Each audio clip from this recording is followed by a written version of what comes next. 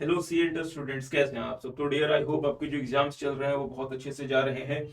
आज डियर इस वाली वीडियो में हम आपके साथ सीए इंटर के इनकम टैक्स के जो एमसीक्यूज हैं जो भी आपके जेन एग्जाम्स में आए हैं उसका हम बहुत ही क्विक एनालिसिस करेंगे। डिटेल्ड सॉल्यूशन पूरे के पूरे इनकम टैक्स पेपर का हम इस वाली वीडियो में नहीं करेंगे। एक बार आपके सारे के सारे एग्जाम्स खत्म हो जाएं then we will upload the complete solution. इस वाली वीडियो में हम सिर्फ और सिर्फ एमसीक्यूज की बात करेंगे। एमसीक्यूज में जाने से पहले थोड़ा सा पेपर की बात कर लें। डिफरेंट, जैसा कि आपको पता है कि आपका सी इंटर का इनकम टैक्स का पेपर हो गया for January 2025 exams. Paper was above average. जहां तक मुझे बच्चों की फीडबैक आ रहे थे कि सर पेपर जो था वो एवरेज से थोड़ा सा ऊपर था, बिल्कुल सही बात है। पेपर वाज नॉट इजी और पेपर जो था वो अबव एवरेज में था।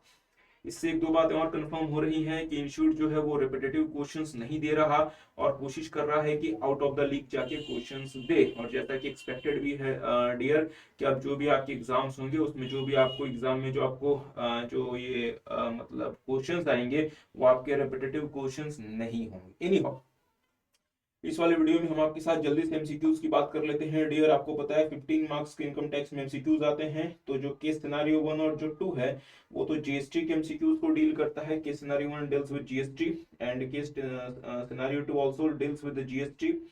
क्वेश्चन नंबर 6 जो है वो भी जीएसटी की बात करता है, 7 भी जीएसटी की बात करता है और 8 भी जीएसटी की बात करता है। केस सिनेरियो जो 3 है साहब, that deals with income tax. So this is the first income tax MCQ, case scenario MCQ number 3। अच्छा, तो मेरे साथ साथ देखेंगे question number case scenario MCQ 3 का आंसर क्या होना चाहिए। Mister Anant is a traditional farmer who has inherited with 35 acres of rural agriculture land which was around 20 kilometres from nearest town. तो साहब इस इंफॉर्मेशन की बहुत इंपॉर्टेंस है। ऑल्दो मैंने इस वाले मतलब क्वेश्चन को रीड किया है, इस वाले क्वेश्चन में कहीं से भी इनकम फ्रॉम फार्म बिल्डिंग नहीं दिया हुआ। इस वाले में साहब ये जो इन्फॉर्मेशन जो आपको दी गई है, ये जो आपका जो फार्म है this is 20 kilometre from the nearest town, इसका बहुत अच्छा यूज किया जा सकता था और इसमें जो है वो इनकम फ्रॉम फार्म बिल्डिंग को इंक्लूड करके बहुत अच्छा क्वेश्चन बनाया जा सकता था, जो फिलहाल इंस्टीट्यूट ने नहीं किया। अच्छा, एनी हाउ, आगे बढ़ते हैं। ही इज कल्टिवेटिंग 15 एकड़। तो इनके पास जो टोटल लैंड है दैट इज 35 एकड़, जिसमें से 15 एकड़ जो है वो पेडी ग्रो कर रहे हैं। अच्छा, which is directly taken by the rice traders. तो अगर आप पेडी ग्रो करते हैं और अगर वो राइस ट्रेडर्स आपसे परचेज कर लेते हैं तो ये साहब पूरी की पूरी इनकम आपकी एग्रीकल्चरल इनकम है, एग्जाम अंडर सेक्शन 10(1). ठीक बात। अच्छा, तो 35 में से 15 एकड़ तो साहब आपने जो है वो ग्रो कर लिया paddy. Another 10 acres of land is used for growing sugar cane, और sugar cane is also agriculture produce, मतलब एग्रीकल्चर है। और as per the practice sugar cane is purchased by sugar mills nearby the villages for which the payment was received. अच्छा, तो sugar केन जो आप grow करते हैं that is also agricultural income, इससे जो भी पेमेंट आएगी that is agricultural income, that is exempt under section 10(1). ये बात भी क्लियर है। अच्छा, आगे बढ़ते हैं। Remaining area is cultivated for. Remaining area है कितना सर, टोटल 35 एकड़ है, जिसमें से 15 एकड़ पैडी का हो गया, 10 एकड़ हो गया आपका शुगर केन का। तो इसका मतलब 15 एकड़ जो है आप यूज कर रहे हैं for growing the mulberry leaves. Part of the part of the mulberry leaves are used for being fed to silkworm and obtaining silk cocoon and selling the silk cocoons in the market। अब मेरी बात पर ध्यान दीजिएगा। अगर आप silk के जो है वो चीजें को अगर आप उसमें अगर आप यूज करते हैं तो ये कहलाता है डियर सेरीकल्चर। ये क्या कहलाता है, सेरीकल्चर। तो अगर आप if you are growing the silkworms, basically अगर आप सिल्क वॉर्म्स वगैरह ग्रो करके अगर आप इससे अगर आप सिल्क ऑब्टेन करते हैं तो इस प्रोसेस को कहते हैं सेरीकल्चर। और बहुत सारे जजमेंट्स कोर्ट्स के ऐसे हैं जहां पे ये कहा गया है कि sericulture is not treated as an agriculture. तो sericulture is not agriculture, hence not eligible for examination under section 10। अब आप बोल सकते हैं सर कि ये बात जो है ये तो इंस्टीट्यूट का स्टडी मैट वगैरह इसमें तो नहीं दिया हुआ। मैं एग्री करता हूँ डियर, तो थोड़ा सा तो ये अलग हटके कुछ आपसे पूछते हैं। सो अगर आप सिल्क वॉर्म वगैरह ग्रो करते हैं dear that is called sericulture, जो कि यूजुअली एग्रीकल्चर नहीं माना जाता। अच्छा, एनी हाउ, तो आप क्या करते हैं, जो रिमेनिंग जो आपका 15 एकड़ जो आपका लैंड है इसको आप यूज करते हैं for growing the mulberry leaves. Mulberry leaves, I hope मेरी जो प्रोनाउंसिएशन है वो सही है। तो अगर आप मतलब मलबरी लिव्स डियर अगर आप ग्रो करते हैं तो क्या इसमें एग्रीकल्चर टेस्ट पूरा होता है। डियर फ्रेंड्स याद करें मतलब सुप्रीम कोर्ट के जजमेंट के हिसाब से एग्रीकल्चर के लिए प्राइमरी एक्टिविटीज होनी चाहिए, जिसको आप कह सकते हैं बेसिक ऑपरेशंस। तो अगर आप किसी भी तरीके की लीव्स वगैरह ग्रो करते हैं, प्राइमरी या फिर बेसिक ऑपरेशंस तो हो गया। तो जो आप मलबरी लीव्स जो आप ग्रो कर रहे हैं, that is a part of agriculture. इससे जो इनकम आएगी that would be exempt under section 10(1). But अगर आप सिल्क वॉर्म वगैरह ग्रो करके, अगर आप सिल्क वॉर्म वगैरह अगर आप ग्रो करते हैं, अगर आप उसकी फार्मिंग करते हैं सिल्क वॉर्म की, और उससे अगर आप सिल्क ऑब्टेन करते हैं, that is not agricultural income. ठीक बात है। अच्छा, मेरे साथ साथ देखेंगे। अच्छा, तो मेरी बात को ध्यान दीजिएगा। Part of the mulberry leaves are used for being fed to the silkworms and obtaining silk cocoons and selling the silk cocoons in the market. तो जो आप सिल्क वगैरह ग्रो करके जो आप सिल्क जो मार्केट में जो आप सेल कर रहे हैं, ये जो इनकम होगी dear, that is not an agriculture income. I hope आप इस बात को समझ पाए। अच्छा, आगे बढ़ते हैं। During the financial year 23-24 mister Anant has got net income of 4 lakh from sale of paddy. तो पैडी को सेल करके आपको जो इनकम मिली है दैट इज 4 लाख रुपए। ये आपकी पूरी की पूरी एग्रीकल्चरल इनकम है, एग्जाम्प्ट अंडर सेक्शन 10(1). अच्छा, आगे बढ़ते हैं। 350 net gain on sale of sugarcane. तो शुगर केन को सेल करके जो आपकी जो नेट गेन आई है that is 350, that is also agricultural income, exempt under section 10(1). अच्छा, अब मेरी बात पर ध्यान दीजिएगा। इसमें उन्होंने कहा हुआ है कि जो आप मलबरी लीव्स ग्रो करते हैं, जो आप मलबरी लीव्स जो आप ग्रो करते हैं, मलबरी लीव्स को आप थोड़ा सा उसका पार्ट जो है उसको आप सेल कर देते हैं as it is, sale as it is. तो इसको जो आप सेल करते हैं साहब, that is entire income, that entire income is exempt under section 10(1) considering as an agricultural income. But जो मलबरी लीव्स का यूज आप सिल्क वॉर्म्स को फीड करने के लिए करते हैं, ध्यान दीजिएगा, जो मलबरी लीव्स का यूज आप सिल्क वॉर्म को फीड करने के लिए करते हैं, ये बिल्कुल ऐसा ही है जो हमने आपके साथ एक क्वेश्चन देखा था कि आप शुगर केन ग्रो करके उसको अपनी फैक्ट्री में शुगर बनाने के लिए प्रोड्यूस करते हैं। तो जो आप शुगर केन की जो मार्केट वैल्यू है, हम ये मान लेते हैं कि आपने वो शुगर केन अपने आप को ही सेल कर दिया इन देयर मार्केट वैल्यू। ठीक बात है। तो जो आप मलबरी लीव्स यूज करते हैं to feed the silkworm, इसकी जो मार्केट वैल्यू होगी, इसकी जो मार्केट वैल्यू होगी, ये मार्केट वैल्यू क्या मान ली जाएगी, एग्रीकल्चरल इनकम। बट सर ये सिल्क वॉर्म से जो हम बनाएंगे सिल्क, उसको सेल करके क्या होगा, उसको सेल करके जो आपकी इनकम आएगी साहब, that would be business income या other sources income, that is not going to be the agricultural income. ठीक बात है। अच्छा, आगे आते तो मेरे साथ साथ देखेंगे। अच्छा, एंड बहुत ध्यान से 75,000 by selling mulberry leaves alone. तो जो आप मलबरी लीव्स जो आप ग्रो करते हैं, उसको जो आप सेल करते हैं, उससे आपको 75,000 रुपए मिले, that is also agricultural income. अच्छा, आगे बढ़ेंगे। अब बहुत ध्यान से पढ़िएगा, बहुत ध्यान से। He carried out mulberry silkworm production using his mulberry leaves worth 50,000। Worth 50,000 का मतलब मार्केट प्राइस 50,000। ठीक बात है। And selling the silk cocoons by spending 2 lakh and got 375 on sale of silk cocoons to silk cooperatives. तो इसका मतलब क्या हुआ कि जो आप सिल्क प्रोड्यूस करते हैं, जो आप सिल्क कोकन्स प्रोड्यूस करते हैं, इसको आपने सेल कितने में किया, सेल प्राइस कितना है इसका, 375।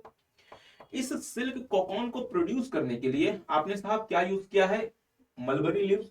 तो मलबरी लीव्स जो आपकी, हम इसमें से जब हम कॉस्ट माइनस करेंगे तो वो आपकी कॉस्ट में सबसे पहला कॉस्ट क्या हो जाएगा, मलबरी लीव्स। अच्छा, हम इसकी कितनी कॉस्ट माइनस करेंगे, उस मलबरी लीव्स की मार्केट वैल्यू जो आपको दी गई है वर्थ 50,000, तो मान लेंगे 50,000 इज द मार्केट वैल्यू। और आपने सिर्फ और सिर्फ साहब ये मलबरी लीव्स तो यूज नहीं किया होगा, इसके अलावा भी आपने हो सकता है कि बाकी खर्चे किए हों। तो उन्होंने यहाँ पे जो अदर एक्सपेंसेस की बात की है वो है 2 लाख रुपए। तो अदर एक्सपेंसेस कितने आपने इंकर किए, 2 लाख। तो इसका मतलब सिल्क कॉकन्स को प्रोड्यूस करके जो आपने सेल किया, इससे जो आपने इनकम अर्न किया डियर, ये 125। और ये जो 125 की जो इनकम है, that is your income under the head PGBP और आईएफओएस। ऐसा केस में भी, in any case this income is not be treated as the income from agriculture. ये साहब एग्रीकल्चरल इनकम नहीं है। अच्छा, तो मेरी एग्रीकल्चरल इनकम कितनी हो गई। और हाँ, मलबरी लीव्स जो आपने एज इट इज सेल किया, उसको सेल करके जो इनकम आएगी दैट इज एग्रीकल्चरल इनकम। और जो मलबरी लीव्स को आपने सिल्क केकाउन के लिए यूज किया, मतलब 50,000 रुपए का, that is also agricultural income. तो आपकी टोटल एग्रीकल्चरल इनकम कितनी है, 4 लाख प्लस 350 प्लस 75,000 प्लस 50,000, ये शायद 875 बनती है। चलिए फिर टाइम पास नहीं करते, क्वेश्चन है entire based on the following above information identify answer the MCQ 9 to 11। अच्छा, entire amount of agricultural income would be 12 lakh. नहीं, एग्रीकल्चरल इनकम तो डेढ़ 875 बनता है। अच्छा, agricultural income would be 875 whereby non agricultural income will be 125। तो मेरे हिसाब से डियर जो बेस्ट ऑप्शन बनता है दैट इज ऑप्शन सी। अब मैं मानता हूं डियर कि अगर आप इंस्टीट्यूट का स्टडी मैट वगैरह देखेंगे तो उसमें इन्होंने सिल्क प्रोडक्शन वगैरह या फिर सिल्क वॉर्म्स के बारे में इन्होंने ऐसा कोई मेंशन नहीं किया है। तो ऐसा ही ये मतलब करते हैं कि ये कुछ क्वेश्चंस को बिल्कुल अनएक्सपेक्टेड लेकर आते हैं। पर जहां तक सिल्क वॉर्म का सवाल है, आपको याद होना चाहिए जब आप एग्जाम में इस क्वेश्चन को देखेंगे कि जब आप मतलब फिशिंग एक्टिविटीज करते हैं या अगर आप करते हैं साहब क्या, डेयरी फार्मिंग, ये सारी की सारी चीजें क्या है, नॉन एग्रीकल्चर। तो इसी से आप एग्जाम में जो है वो हिंट ले सकते थे कि जो सिल्क वॉर्म है that is also known agriculture. ठीक बात है। अच्छा, आगे बढ़ते हैं। Paddy income of 4 lakh is exempt income. नहीं, पैडी भी है, शुगर केन भी है, जो मलबरी लीव्स आपने मार्केट में सेल कर दिया वो भी एग्रीकल्चर है, जो मलबरी लीव्स आपने सिल्क वॉर्म के प्रोडक्शन में यूज किया वो भी एग्रीकल्चर है। मतलब कुल मिला के 875 आपकी एग्रीकल्चरल इनकम। अच्छा, सेल ऑफ अच्छा paddy income of 4 lakh, sugarcane and sale and use of mulberry leaf 125 will constitute agriculture income. हमारा करेक्ट ऑप्शन क्या बनता है, डी। क्योंकि अगर आप देखेंगे मलबरी लीव्स में डियर तो 2 तरह की इनकम आ रही है, 125। अच्छा, आगे बढ़ते हैं। The sale of mulberry leaves of 75,000 will not constitute agriculture. नहीं, ये मेरे हिसाब से एग्रीकल्चर होगा, क्योंकि आपने यहाँ पे बेसिक ऑपरेशंस फुलफिल किए हैं। किसी भी तरीके की लीव्स वगैरह को अगर आप ग्रो करते हैं, मुझे बताया ना, अगर आप टी लीव्स को ग्रो करते हैं, अगर आप मलबरी लीव्स को ग्रो करते हैं, बात तो एक ही है। मतलब जो ऑपरेशंस आप टी लीव्स में करते हैं, बेसिक ऑपरेशंस परफॉर्म करते हैं, द सेम बेसिक ऑपरेशंस और the same types of basic operations you are performing for mulberry leaves also. So ये भी एग्रीकल्चरल इनकम का ही पार्ट बनेगा। अच्छा, the amount of 375 being sale proceeds of silk cocoon to silk cooperative. नहीं, मेरे हिसाब से अगेन ये सही नहीं है, क्योंकि सिल्क वॉर्म्स को जो आप ग्रो करते हैं साहब, इसको हम कहते हैं मतलब सीरीकल्चर, जो कि एग्रीकल्चरल इनकम नहीं माना जाता। अच्छा, net income from production of silk account 175 is exempt, क्योंकि ये एग्रीकल्चर है नहीं तो एग्जेम्प्ट कैसे होगा। Net income from sale of silk cocoon amount to 125 will not be treated as agriculture. मेरे हिसाब से D seems to be the more rational answer. अच्छा, हो सकता है आप में से कुछ बच्चों ने डियर इसका अलग आंसर किया हो, और मैं इंस्टीट्यूट से एक्सपेक्ट करता हूं साहब कि इस तरीके के क्वेश्चंस जो एग्जाम में जो आप देते हैं, तो कम से कम उसका कॉन्सेप्ट जो है वो इतना भी बाहर न करें ताकि बच्चे जो है जो बेचारे परेशान हो जाएं। अच्छा, आगे आते हैं कि सिनेरियो फॉर आल्सो इज मतलब also deals with your income tax. Mister A transferred a house property to his wife in previous year 23-24 for inadequate consideration. Dear friends, ध्यान दीजिएगा, अगर आप अपनी वाइफ को ट्रांसफर करते हैं हाउस प्रॉपर्टी या फिर अदर एसेट का मतलब जैसे फॉर एग्जांपल शेयर्स हो गए, या लेट्स से डिबेंचर्स हो गए, या लेट्स से एफडी हो गया वगैरह वगैरह, जो कि इनकम प्रोड्यूसिंग एसेट है। अच्छा, तो अगर आप ये चीजें अगर आप ट्रांसफर करते हैं फॉर एडिक्वेट कंसिडरेशन या under an agreement to live apart, मतलब बोले तो डाइवोर्स का केस है। तो अगर आप इन दो चीजों में अगर आप ट्रांसफर करते हैं तो कोई क्लबिंग वगैरह का किसी भी तरीके का कोई पंगा नहीं। बट अगर आप अपनी वाइफ को ट्रांसफर कर रहे हैं लेट्स से हाउस प्रॉपर्टी या अदर एसेट, और ये इनएडिक्वेट कंसिडरेशन मतलब ये एडिक्वेट कंसिडरेशन में नहीं है और under an agreement to live apart नहीं है, तो हाउस प्रॉपर्टी के केस में डीम्ड ओनरशिप आ जाता है। जो हस्बैंड है मतलब जो स्पाउस जिसने ट्रांसफर किया है उसको डीम्ड ओनर माना जाता है अंडर सेक्शन 27, और इन चीजों के और बाकी एसेट्स के लिए क्लबिंग होती है, इनकम की क्लबिंग होती है। अच्छा, जब भी हम क्लबिंग की बात करते हैं डियर, तो हम जो ओरिजिनल एसेट ट्रांसफर किया गया है उससे जो इनकम आ रही है सिर्फ उसकी क्लबिंग की बात करेंगे। अगर कोई एक्रिएशन ऑफ इनकम है उसकी क्लबिंग की बात नहीं करेंगे, और इंस्टीट्यूट ने इस पॉइंट को अपने बुक्स में कवर किया हुआ, ये बात हमें माननी पड़ेगी। These points are being covered by the by. अच्छा, तो ध्यान दीजिएगा, अगर इन्होंने हाउस प्रॉपर्टी अपनी वाइफ को ट्रांसफर किया है फॉर इनएडिक्वेट कंसिडरेशन, तो इससे जो रेंटल इनकम आएगी, इसके लिए हम मिस्टर ए को इस हाउस प्रॉपर्टी का डीम्ड ओनर मान के ये रेंटल इनकम वगैरह सब कुछ मिस्टर ए के हैंड में कंसिडर करके मिस्टर ए को ही हम जो है उन्हीं के हैंड में हम हाउस प्रॉपर्टी हेड की इनकम कैलकुलेट करेंगे। ठीक बात है। अच्छा, she paid 4800 as municipal tax. चले तो फिर मुझे बताएंगे हाउस प्रॉपर्टी हेड की इनकम कितनी है। सर जीएवी एनएवी वगैरह कुछ नहीं दिया हुआ, तो हम मान लेंगे 2 लाख रुपए एज द रेंट। तो 2 लाख रुपए में से सबसे पहले माइनस कर दें 4800 रुपए जो आपने म्युनिसिपल टैक्स पे किया है, तो आपका मिल गया एनएवी कितना है 2 लाख माइनस 4800 बोले तो 195 200, इसमें से 30% माइनस कर दें नॉशनल डिडक्शन, तो हमारी हाउस प्रॉपर्टी हेड की इनकम है 136640। So this is the income under the head house property. ठीक बात है। अच्छा, अब नॉर्मल प्रोविजंस के हिसाब से मिस्टर ए को हम इस हाउस का डीम्ड ओनर मानेंगे, और मिस्टर ए को इस हाउस का डीम्ड ओनर मान के ये जो एक 1,36,640 रुपए है, ये मिस्टर ए के हैंड में हाउस प्रॉपर्टी हेड में टैक्स होगा, ये मानते हुए कि ये जो हाउस है ये मिस्टर ए के ही पास है फॉर इनकम टैक्स पर्पसेस। और हाँ, रियलिटी में हो सकता है कि इन्होंने इस हाउस को अपने वाइफ को गिफ्ट कर दिया हो, बट इनकम टैक्स पर्पसेस के लिए ये जो घर है ये मिस्टर ए के पास ही माना जाएगा। ठीक बात। अच्छा, चाहते क्यों? अच्छा, एमसीक्यू नंबर 12 से लेके 14 मेरे साथ साथ देखेंगे। क्वेश्चन नंबर 12 क्या? If mister A transfers the above property for inadequate consideration, तो यही बात तो लिखी गई है कि साहब इन्होंने जो प्रॉपर्टी ट्रांसफर की है वो कैसे की है? इनएडिक्वेट कंसिडरेशन में। अच्छा, बट यहाँ पे इन्होंने एक और बात लिखी हुई है, with an agreement to live apart. तो जैसे आप अग्रीमेंट टू लिव अपार्ट में ट्रांसफर करते हैं, ना क्लबिंग होगी ना डीम्ड ओनरशिप सेक्शन 27 अट्रैक्ट होगा। सर आप बार बार क्लबिंग लेके क्यों आ रहे हैं?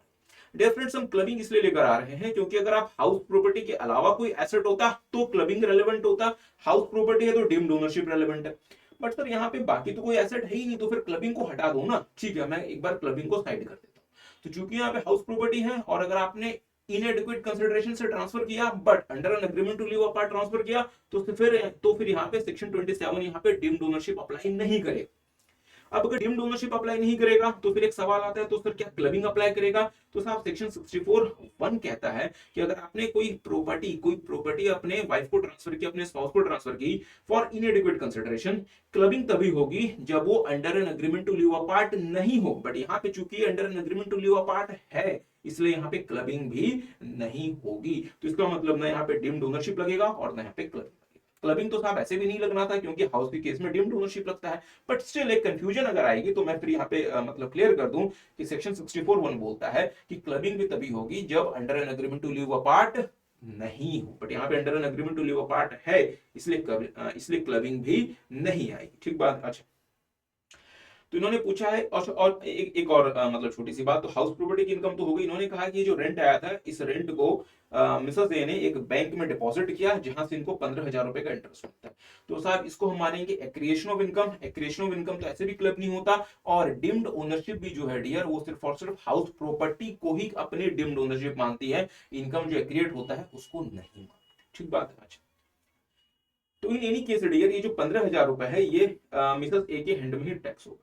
तो मेरे साथ साथ देखेंगे पहला question, if mister A transfers the property for inadequate consideration but with an agreement to live apart. क्योंकि यहाँ पे आप एग्रीमेंट टू लिव अपार्ट में ट्रांसफर करते हैं, इसलिए यहाँ पे क्लबिंग भी नहीं होगी, डीम्ड ओनरशिप भी नहीं आएगा। तो इसका मतलब हाउस प्रॉपर्टी की जो रेंटल इनकम है वो अब मिसेस ए के हैंड में टैक्स होगी। ठीक बात है।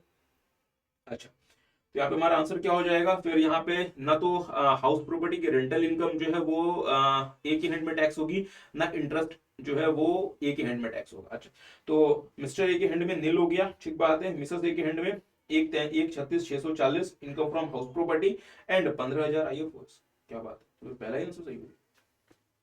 चल आगे बढ़ते हैं। The income of rent and interest will be chargeable to tax in the hands of. अब मेरी बात पे थोड़ा सा ध्यान दीजिएगा। क्वेश्चन नंबर 13 जो है डियर, ये आपके मेन क्वेश्चन से डील करेगा। इसमें हम क्वेश्चन नंबर 12 वाला डेटा यूज नहीं करेंगे। ठीक बात है। अच्छा, तो यहाँ पे इन्होंने कहा है the income of rent and interest. तो फिर ये जो income of rent and interest कब है? जब आपने हाउस प्रॉपर्टी को ट्रांसफर किया है इनएडिक्वेट कंसिडरेशन में और under an agreement to live apart नहीं है। क्योंकि under an agreement to live apart का जो मतलब कॉन्सेप्ट है वो सिर्फ और सिर्फ क्वेश्चन नंबर 12 के लिए वैलिड था, 13 के लिए वैलिड नहीं है।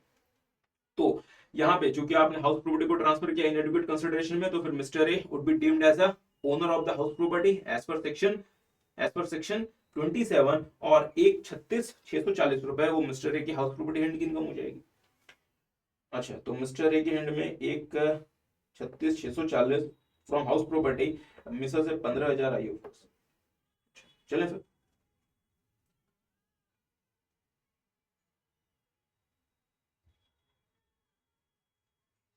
Question number 14, if Mrs A invest this rent amount in a business. तो जो रेंट का जो अमाउंट है अगर वो बिजनेस में इन्वेस्ट करती है, ध्यान दीजिएगा क्वेश्चन नंबर 14 के लिए भी साहब जो आप डेटा यूज करेंगे वो डेटा आप मेन क्वेश्चन की बॉडी से उठाएंगे, क्वेश्चन नंबर 12 वाला डेटा नहीं उठाएंगे।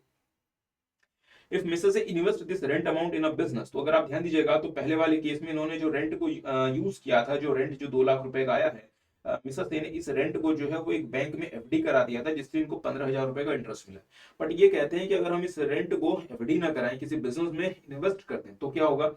और इसकी वजह से 20,000 रुपए का लॉस है। डियर फ्रेंड्स, जहां पे हम क्लबिंग की बात करते हैं तो अगर इनकम क्लब होगा तो लॉसेस भी क्लब होंगे, बट सवाल बनता है लॉसेस कब क्लब होंगे, जब क्लबिंग का प्रोविजन अट्रैक्ट होगा। जहां तक एक्रिएशन ऑफ इनकम का सवाल है उस पे क्लबिंग अट्रैक्ट ही नहीं होता, क्लबिंग प्रोविजन अट्रैक्ट ही नहीं होता। एक्रिएशन ऑफ इनकम सिर्फ और सिर्फ माइनर चाइल्ड के केस में अट्रैक्ट होगा, मतलब अगर माइनर चाइल्ड वाला केस होता तो एक्रिएशन ऑफ इनकम भी क्लब हो जाता, बट वाइफ का केस है तो एक्रिएशन ऑफ इनकम क्लब नहीं होगा। तो अगर इनकम क्लब नहीं होगा डियर तो लॉसेस भी क्लब नहीं होंगे। अच्छा, तो अगर मिसेस ए इस वाले पैसे को अपने बिजनेस में इन्वेस्ट करके 20,000 रुपए का लॉस, तो ये जो 20,000 रुपए का जो लॉस है यार, ये मिसेस ए के हैंड में ही कैरी फॉरवर्ड होगा, क्या इनके अदर जो भी बिजनेस इनकम वगैरह है उससे आप इसको एडजस्ट कर सकते हैं। ये लॉस मिस्टर ए का नहीं माना जाएगा, क्यों? क्योंकि ये जो लॉस है डियर, ये क्रिएशन ऑफ इनकम की वजह से है, तो वो जब क्लब ही नहीं होगा तो फिर लॉस कैसे क्लब करोगे। अच्छा, आगे बढ़ेंगे। She has income from other business of 4 lakh, तो इनके पास 4 लाख की अदर बिजनेस इनकम है, 20,000 रुपए का लॉस है, तो आप इंट्रा हेड एडजस्टमेंट अलाउ कर देंगे, इंट्रा हेड लॉसेस का एडजस्टमेंट। तो इनकी बिजनेस इनकम मिस्टर ए के हैंड में जो बिजनेस इनकम हो जाएगी वो हो जाएगी 380, और मिस्टर ए के हैंड में हाउस प्रॉपर्टी डिम्ड ओनरशिप मानकर मिस्टर ए के हैंड में हाउस प्रॉपर्टी की इनकम हो जाएगी 136,640 रुपए। अच्छा, 136,640 रुपए। चले, तो फिर हमारा करेक्ट ऑप्शन क्या होगा? मिस्टर 136,640। क्या बात है, पहला ऑप्शन सही हो गया।